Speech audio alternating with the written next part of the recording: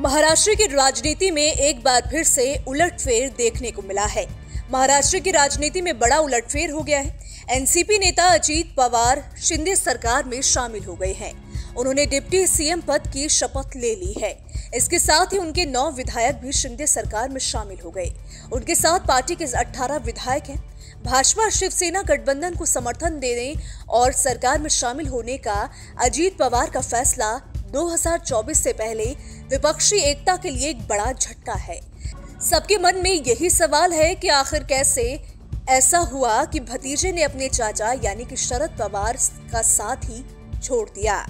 दरअसल एनसीपी में दरार उस समय शुरू हुई जब पार्टी का 25वां स्थापना दिवस समारोह मनाया जा रहा था। दरअसल एनसीपी के स्थापना दिवस समारोह में अध्यक्ष शरद पवार ने बड़ा ऐलान किया था। पवार ने अपनी बेटी सुप्रिया सुले और पार्टी के उपाध्यक्ष प्रफुल्ल पटेल को कार्यकारी अध्यक्ष घोषित किया था, जबकि भतीजे अजीत पवार को लेकर कोई ऐलान नहीं किया गया। पवार की ओर से हुए ऐलान में सुप्रिया सुले को महाराष्ट्र, हरियाणा और पंजाब की जिम्मेदारी भी दी गई। अब पहले जानते हैं कि सबसे पहले क्या कुछ हुआ। एनसीपी में सियासी बदलाव की कहानी साल 2019 से शुरू हुई। महीना था नवंबर का। उस वक्त विधानसभा चुनाव में बीजेपी सबसे बड़ी पार्टी बनकर उभरी थी। बीजेपी को उस वक्त 105 सीटों पर जीत मिली थी। शिवसेना के 56 और एनसीपी के 54 प्रत्याशी चुनाव जीते थे और कांग्रेस को 44 सीटों पर जीत मिली थी। भाजपा के साथ चुनाव लड़ने वाली शिवसेना ने मुख्यमंत्री के मुद्दे पर गठबंधन तोड़ लिया। भाजपा भले ही सबसे बड़ी पार्टी थी, लेकिन बहुमत के आंकड़ों से दूर थी। बहुमत के लिए पार्टी को 145 विधायकों का समर्थन चाहिए था।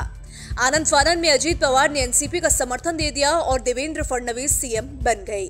अजीत पवार ने डिप्टी सीएम के पद की शपथ ली। ये सब कुछ अजीत ने खुद के बल पर किया। मतलब इसके लिए उन्होंने पार्टी के अध्यक्ष शरद पवार की मंजूरी नहीं ली थी। कुल मिलाकर ये एक तरह से बगावत थी।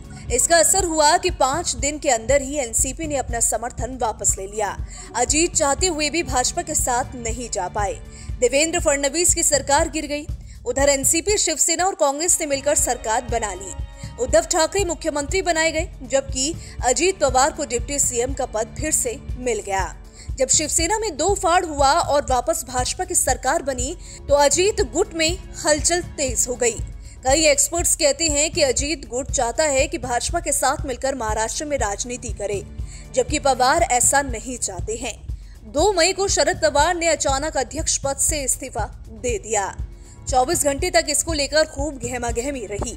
बाद में नेताओं के कहने पर पवार ने अपना इस्तीफा वापस भी ले लिया।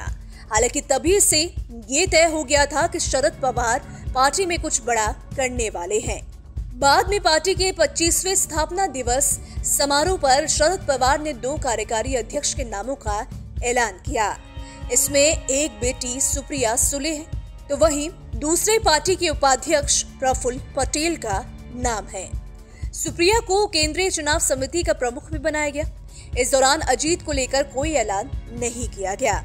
इसके बाद से ही राजनीतिक गलियारों में चर्चा बनी हुई थी कि अजीत पवार एनसीपी से नाराज हैं। हालांकि पार्टी लगातार इस पर पर्दा डालती रही। राष्ट्रवादी कांग्रेस पार्टी के नेता अजीत पवार ने हाल ही में मीडिया में आई उन खबरों को खारिज कर दिया था, जिनमें कहा जा रहा था कि सुप्रिया सुले और प्रफुल्ल पटेल को संगठन का कार्यकारी अध्यक्ष बनाए जाने से वो नाखुश है। अजीत पवार ने कहा था कि जो लोग कह रहे हैं कि कोई जिम्मेदारी नहीं मिली है उन्हें, मैं उन्हें बताना चाहूंगा कि मेरे पास महाराष्ट्र में विपक्ष के नेता की जिम्मेदारी है। वहीं शरद पवार ने भी कहा था कि अजीत पवार क्यों नाराज होंगे, उनकी सहमति से ही सब फैसले लिए गए हैं। हालांकि अब साफ है कि अजीत पवार पार्टी से नाखुश थे। उनके नाखुश होने वाली बात अफवाह नहीं बल्कि सच थी। और जिस तरीके से अजीत ने आज एक बहुत बड़ा झटका शरद पवार को दिया, उससे ये बात पुख्ता भी होती है। हालांकि अब देखने वाली बात होगी कि इस पर आगे क्या कुछ होता है। देखिए, इसको लेकर आप क्या सोचते हैं, आपकी क्या राय है? आप अपनी राय में कमेंट सेक्शन में जरूर बताइएगा।